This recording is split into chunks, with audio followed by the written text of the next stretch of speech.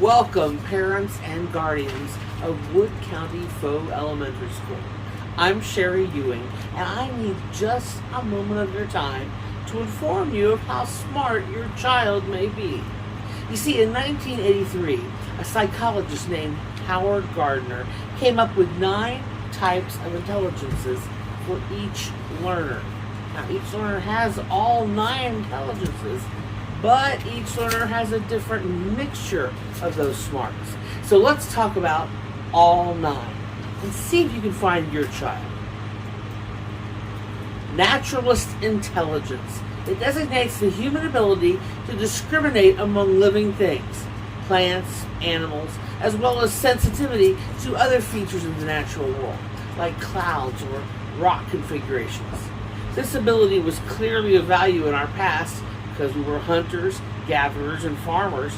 It continues to be central in such roles as farmer, botanist, or chef. It's also speculated that much of our consumer society exploits the naturalist intelligences, which can be mobilized in discrimination among cars, kinds of makeup, and the like. Musical intelligence is the capacity to discern pitch, rhythm, timbre, and tone. This intelligence enables us to recognize, create, reproduce, and reflect on music as demonstrated by composers, conductors, musicians, vocalists, and sensitive listeners.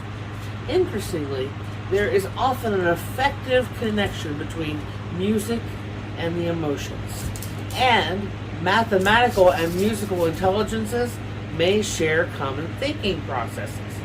Young adults with this kind of intelligence are usually singing or drumming to themselves.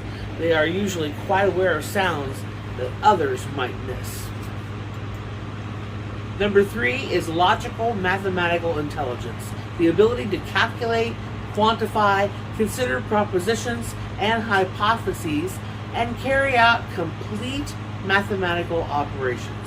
It enables us to perceive the relationships and connections and to use abstract, symbolic thought, sequential reasoning skills, and inductive and deductive thinking patterns.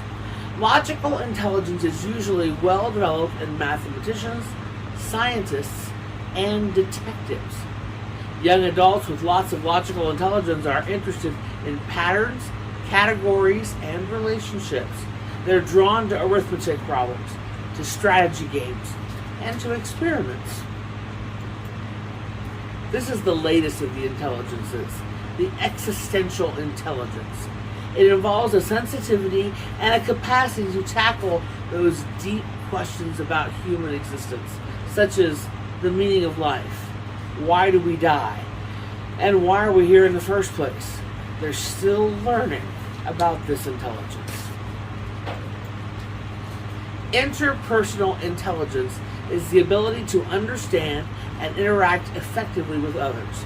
It involves effective verbal and nonverbal communication, the ability to note distinctions among others, sensitivity to the moods and temperaments of others, and the ability to entertain multiple perspectives.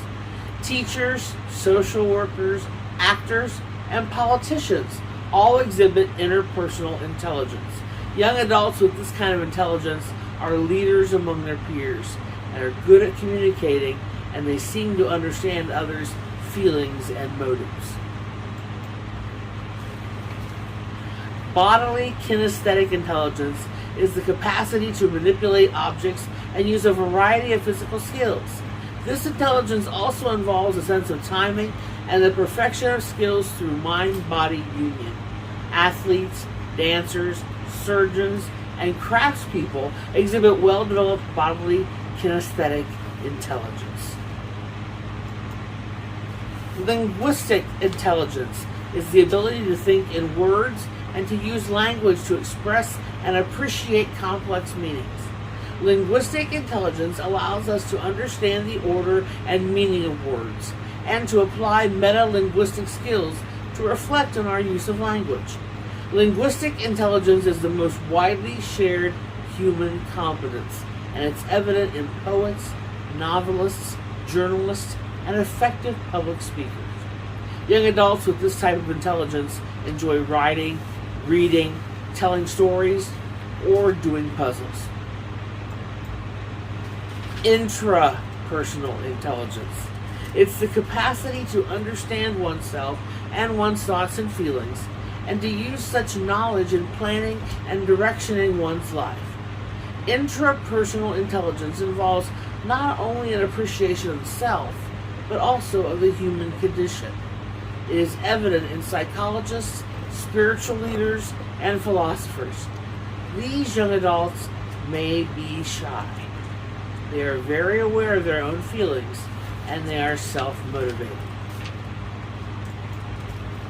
And finally, we have spatial intelligence, the ability to think in 3 dimensions. Core capacities include mental imagery, spatial reasoning, image manipulation, graphic and artistic skills, and an active imagination. Sailors, pilots, sculptors, painters, and architects all exhibit spatial intelligence. Young adults with this type of intelligence may be fascinated with mazes or jigsaw puzzles, or they may spend their free time drawing or just daydreaming. So now, even 40 years after Gardner's book, Frames of Mind, came out, there's still debate over whether these talents, other than math and language, are indeed types of intelligence or they're just skills. Challenging a millennia-old notion that intelligence is a single kind of human capacity does not necessarily win one's friends among the intelligent. Gardner's book is still very controversial. So, give us a few minutes of your time and consider this philosophy of intelligences for your child's classroom. We'll be using them here at school, and it'll be great to have all of you on board.